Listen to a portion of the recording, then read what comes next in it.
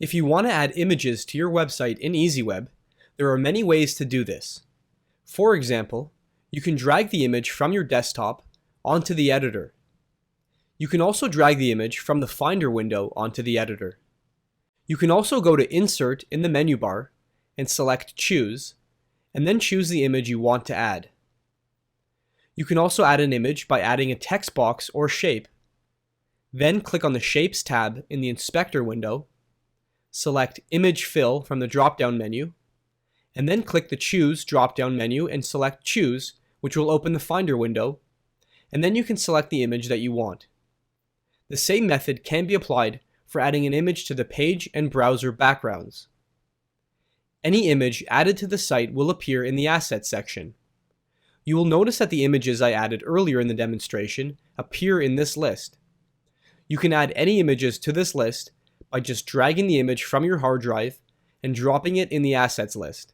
You can then add the image to any page on your site by dragging it from the Assets list and dropping it on the editor. You are able to see a bit of a preview for the image when you click on it in the Assets list and begin dragging it. You can also see a preview of the image by clicking on the eye icon, which is to the right of the image in the Assets list. The great thing about the Assets list is if you want to use the same image multiple times throughout your site, you do not need to keep adding the image to the site using the methods outlined earlier. When the image is added once, it remains in the Assets list, and you can access it no matter what page on your site you are currently on. For example, if I add a shape to a different page and use the Image Fill option, I can just select the Choose button and then select the image from the drop-down menu. All images in the Assets list will appear in this drop-down menu. There is one other important and powerful way of adding images to your site that I would like to show you. If you click on the Media button in the toolbar, EasyWeb's media browser will appear. You can now add images to your site from media locations on your hard drive, such as iPhoto and your Pictures folder.